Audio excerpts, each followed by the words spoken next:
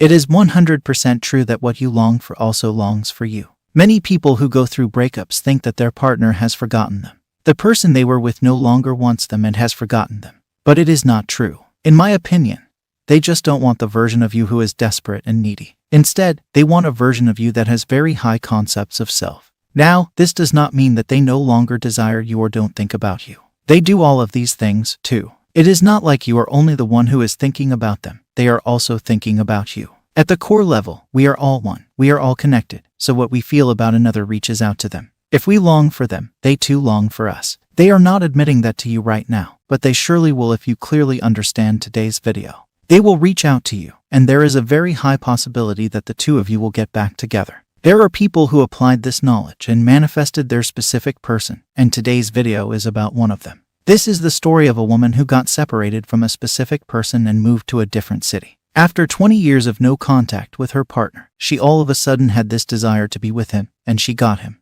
I have read this story from Louise Burleigh's book Magic of the Mind.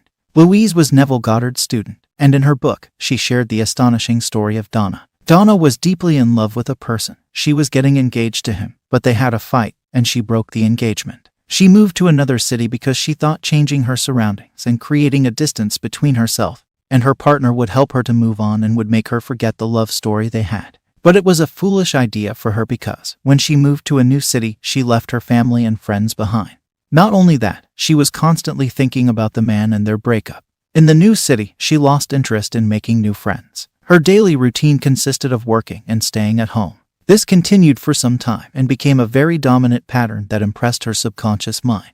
This continued for the next 20 years, and in those 20 years, she became lonely. She loved reading books, and that was her only source of pleasure. Then one evening, while watching television, she saw news, and she got shocked because it was news of her past lover. She found out that the man she loved was attending the funeral of her wife. She found that after their breakup, he married and became a very prominent figure in society. After seeing this, all of a sudden, her emotions started running wild. For her, it felt as if she met her lover yesterday, and these 20 years had not occurred. She felt the deep love, she felt alive, she wanted to call him, but she had no guts to do so. In her mind, all the loving memories flooded. Her heart and her mind were saying to spend every moment in the thoughts of their reunion. So, she began imagining and daydreaming of being with her man. She would imagine kissing her man before leaving for work. She would daydream of being with him. After returning from work, she would imagine asking him how his day was, and she would greet him lovingly and happily. She didn't care about the external reality. She would imagine her giving love to the person she wanted to be with. She was loving him in her imagination. It was not as if she was desperate or needy, and would lock herself in the room and imagine. She would do her daily activities and just imagine lovingly being together with that man. In her imagination, she would make her partner happy. Within a few weeks, her state changed. Her previous dominant state of being lonely and sad shifted, and she became a bright and cheerful person. She would imagine going to the museum and spending lovely time with her partner. In the external reality, she started meeting friends and going on fun dinner parties. She would attend social events because she started feeling beautiful again. She didn't know where all of this would lead her, but she was cheerful. She would live in her fantasy world. She would be happy, and this continued for several months. After all those cheerful, loving months, Donna came across a picture of her man in a local newspaper. She got to know that her man was coming to her city the following week to attend a function and give a speech. After reading this, Donna's heart pounded. She thought that now she had a chance to meet him. Her mind would present her with ideas, that she has to arrive early so that she can sit in the first row. She would wear a bright-colored dress so that her man would notice her on the stage. But her mind also presented her with doubts. She thought, would he recognize her after 20 years? How much had she changed? Would he remember? And if so, would there still be a trace of their love in his heart? Would he want to talk to her? Would he show any sign of recognition? Or would she be just another blurred face among hundreds of others in the audience? This negativity started popping up in her, but she recognized where her attention was moving and where her focus was going. So, she regained her focus and imagined the scenarios she wanted to occur. The entire week, she imagined herself sitting in front of him. She imagined his flushed face while he looked at her. She imagined him recognizing her. She imagined going to lunch with him. She imagined similar scenarios that were in alignment with her purpose. Then the day came, and she went to the event early. She dressed and groomed herself. The hall was empty, and she settled herself in the seat of her choice. The hall started filling up, and a man started walking with some papers towards the podium. Here, Donna's heart was beating fast. She was excited.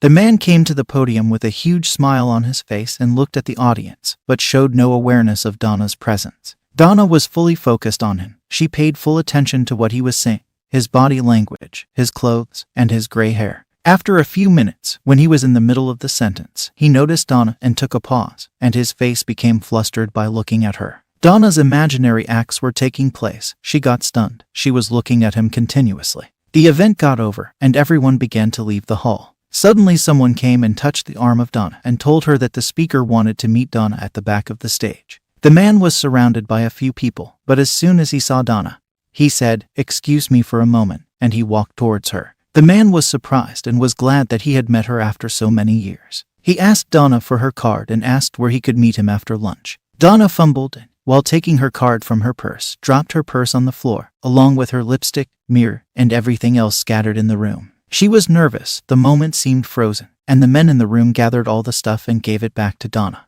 Donna walked out with her man, and he got her a cab and closed the door of the cab for her. She went back to her apartment. Her eyes were glued to the telephone, and she was waiting for his call. In her mind, she started thinking that he did not know whether she was married or not, or whether she had children or not. Would he still be hurt and angry about the quarrel we had 20 years ago? Would he know how I felt for him? But the telephone rang, and the man asked her if he could come to her apartment. Donna answered, and he took a cab and came to her apartment. He walked in and asked, "Why did you go away? Why didn't you let me know where you were? I went through hell when you disappeared. But that's the past, and this is now. Tell me about you. Are you married? Have you been married? Have you any children? What have you done all these years?" Donna explained that she regrets running away. She suffered a lot in the past 20 years for her foolish act. The man reassured, "We won't look back. We will start from where we left off." The man said he never stopped wondering where she was and what she was doing all these years. "Thank God, he have found her at last." He sighed as he drew her close and held her ever so lovingly. That night, they talked long and late. The love started growing. His man asked her to promise him to come back home. The next day, his man went back to his hometown. Donna resigned from her job but stayed there for a month to assist her replacement. During this month, they used to talk on the phone every day, and then Donna returned home. His man helped her find an apartment to settle in, and they dated for 6 months. Then they had a great wedding, and they started a new life. Wonderful, isn't it? Donna manifested her love for her partner even after 20 years of no contact. She manifested him by changing her state of being and by changing her dominant feelings and assumptions. She used to imagine being with him every day. She would not become desperate or sit at home and only imagine being with him. She would enjoy her life. She would fulfill her obligations and work. In her free time, she would imagine being with her man. She would not imagine her man coming to her. She imagined already having him with her. She was truly living in the end state of having her specific person. The changed state of her is evidence of truly living from the end. You too might be manifesting something. I don't care what it is, whether it is a person or money. If you can imagine and change your state of being, then you can have it. If you imagine it and feel desperate and needy, then you push it away. If your imagination fulfills you, then you are doing it right. If your dominant thought patterns are changing and your behavior is changing, then you are doing it right. If your story about the person is changing, then you are doing it right. It is because the world is just a magical mirror reflecting all the contents that are held by you internally. Your internal world is just presenting your dominant state back to you in the form of physical reality. Your thoughts and assumptions are reflected back to you. In today's story, Donna's partner never forgot her. Even if they were in no contact for 20 years, he thought about her, tried to find her, and wanted to be with her. It was not that only Donna was thinking about her. Now, when Donna imagined being with the man, her state of being changed. She became cheerful. Her changed state made her take some actions. Her changed state made the situations work in her favor. She manifested her partner. She got back with him. She married him.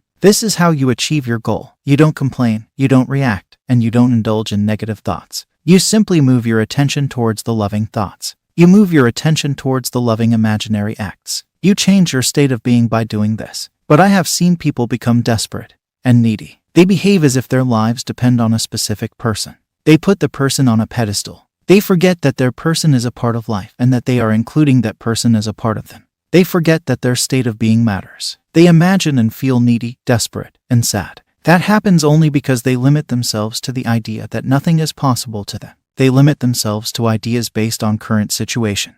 While manifesting is not about thinking about the present situation, but about thinking from the favorable situation. If Donna can do it, then you can do it too. You can manifest your specific person too. and I have made a video specifically designed to manifest a specific person. It is an affirmation tape that you just have to listen to for the next 21 days by closing your eyes and relaxing your body. You can find it by clicking on the first video that appears at the end of the screen.